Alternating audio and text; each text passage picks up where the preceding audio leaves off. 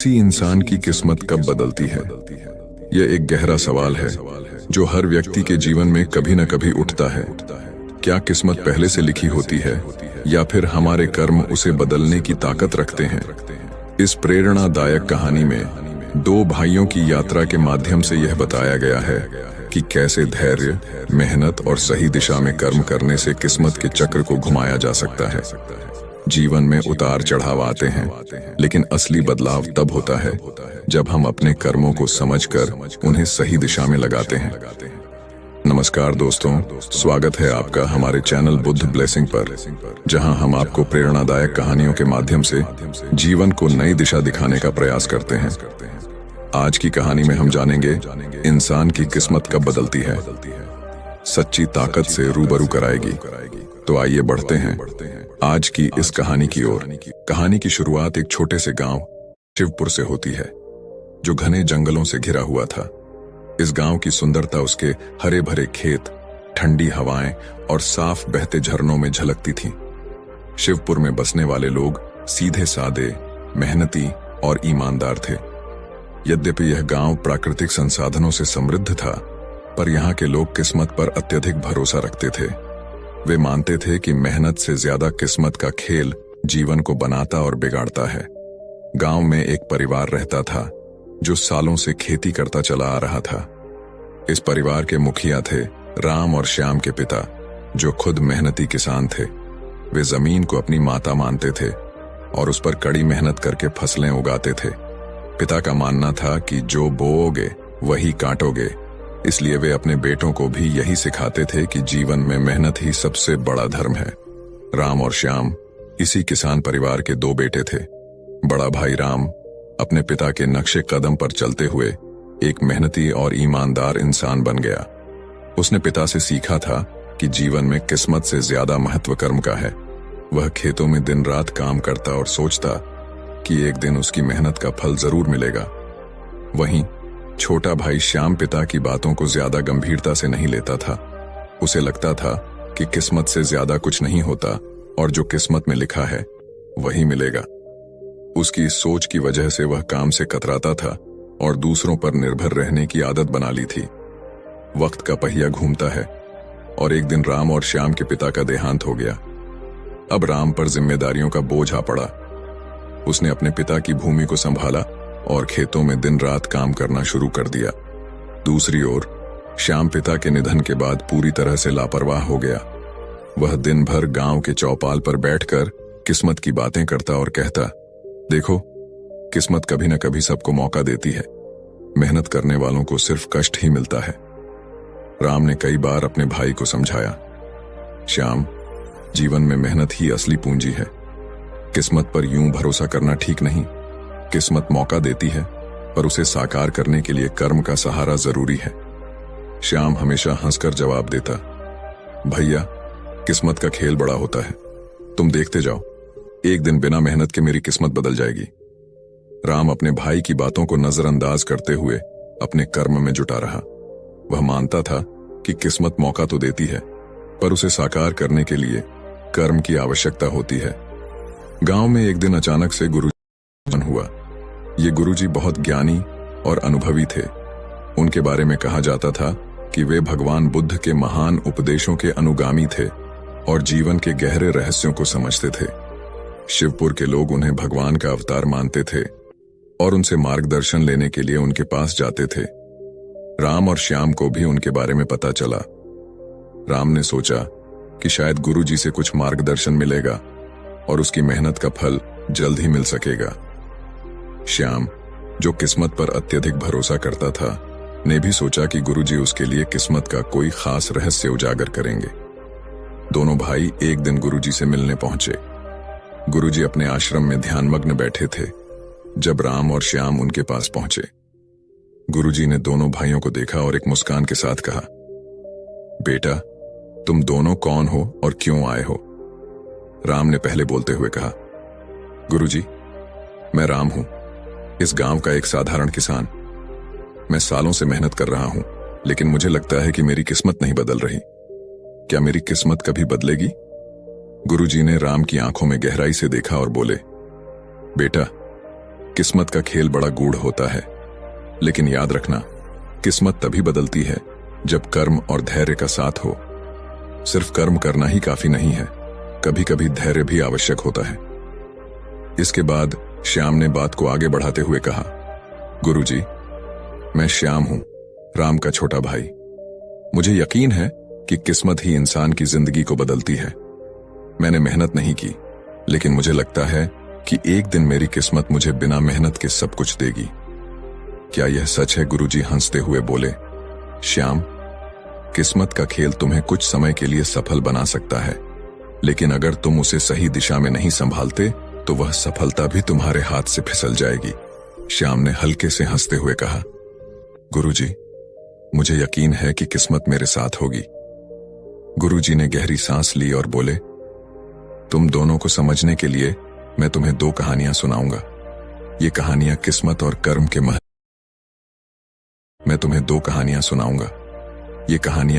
और कर्म के महत्व को समझाने में मदद करेंगी। पहली कहानी एक राजा की है और दूसरी कहानी एक गरीब ब्राह्मण की। गुरुजी ने बोलना शुरू किया, बहुत समय पहले एक राज्य में एक महान राजा था जिसका नाम राजा विक्रमादित्य था। राजा बहुत शक्तिशाली था, उसकी किस्मत हमेशा उसके साथ रही।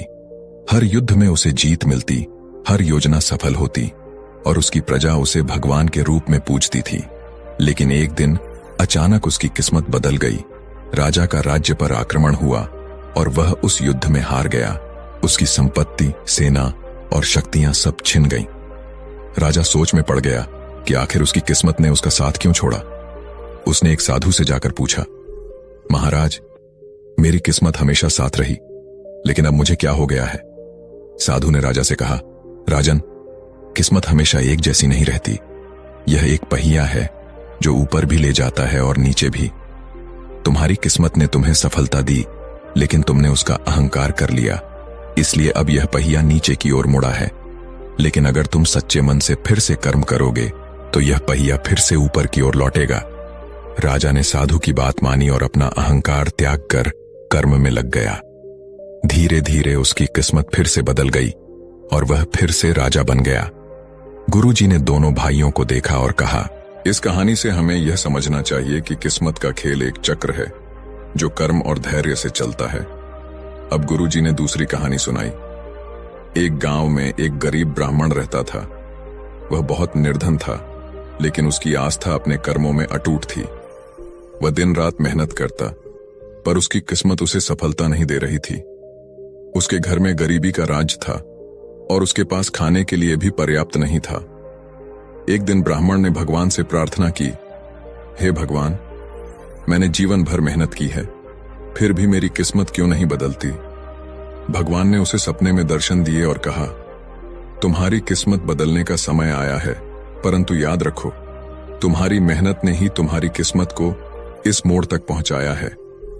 अब थोड़ा और धैर्य रखो, तुम्हारा समय आएगा। ब्राह्मण ने भगवान की बात मानी और धैर्य के साथ अपने कर्म करता रहा। कुछ समय बाद उसे एक अनोखा अवसर मिला। एक राजा उसकी विद्वता से प्रभावित हुआ और उसे अपने दरबार में मुख्य पंडित बना लिया। ब्राह्मण की किस्मत बदल गई, लेकिन उसने कभी अपने कर्मों को नहीं छोड़ा।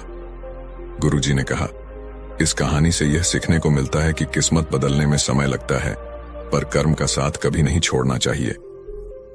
गुरुजी ने एक गहरी सांस ली और दोनों भाइयों की ओर देखा, फिर बोले, राम, तुम्हारी मेहनत सही दिशा में जा रही है, लेकिन धैर्य की कमी से तुम्हें अभी तक परिणाम नहीं मिले।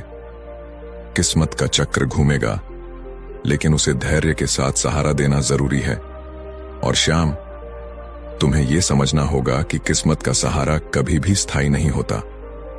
अगर तुम सिर्फ किस्मत पर निर्भर रहोगे और कर्म नहीं करोगे, तो जब वह तुम्हारा साथ छोड़ेगी, दोस्तों, अभी लास्ट ईयर ही मेरे बहन की शादी पर निर्भर रहोगे और कर्म नहीं करोगे, तो जब वह तुम्हारा साथ छोड़ेगी, तुम्हारे पास कुछ नहीं बचेगा।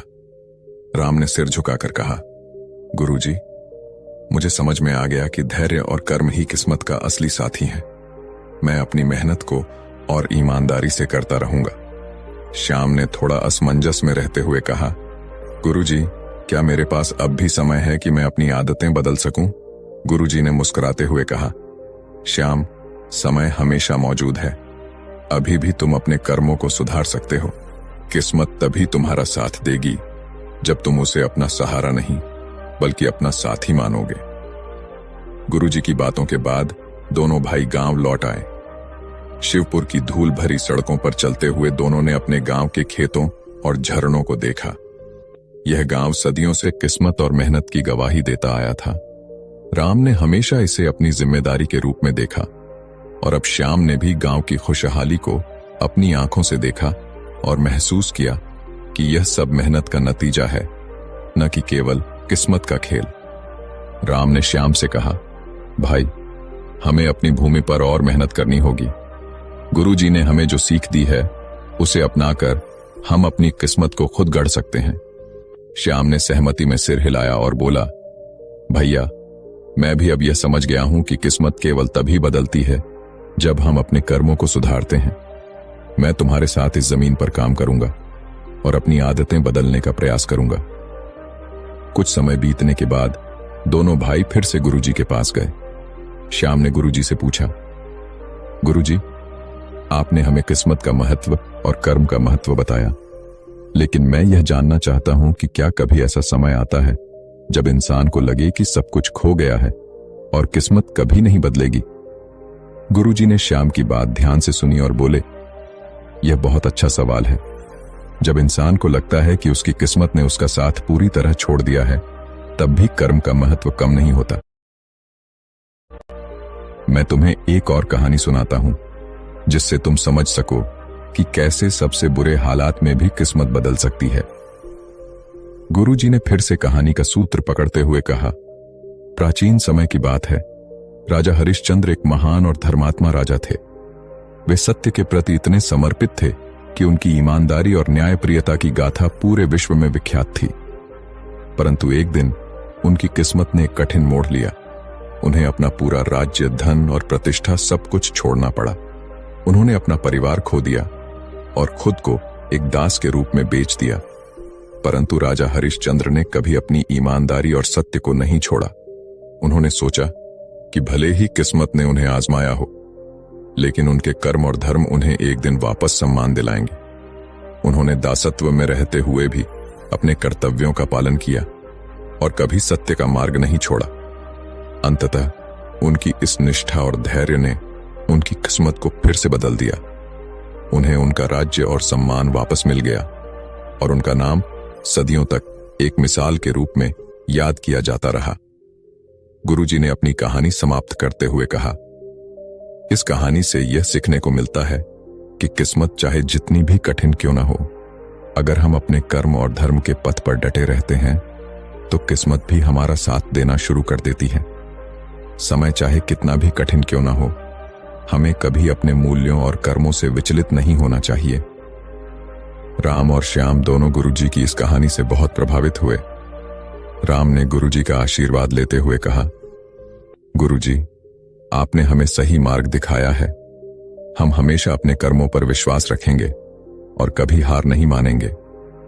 रजनीकांत या रामू काका किस टाइप? हम हमेशा अपने कर्मों पर विश्वास रखेंगे और कभी हार नहीं मानेंगे। श्याम ने भी अपनी कृतज्ञता प्रकट करते हुए कहा, गुरुजी, आपकी कहानियों ने मेरी आंखें खोल दी हैं। अब मुझे समझ में आ गया है कि किस्मत कर्म के बिना अधूरी है।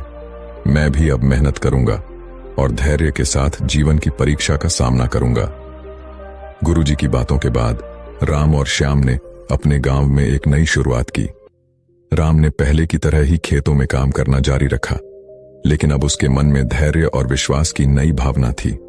श्याम, जिसने कभी किस्मत के भरोसे बैठकर समय गंवाया था, अब राम के साथ कंधे से कंधा मिलाकर खेतों में काम करने लगा।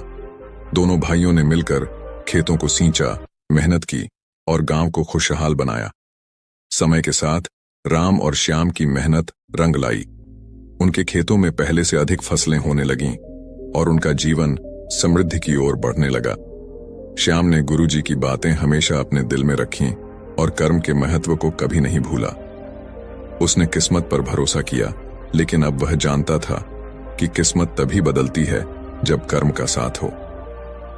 कुछ सालों बाद जब राम और श्याम गुरुजी से मिलने गए तो गुरुजी ने उन्हें एक अंतिम शिक्षा दी।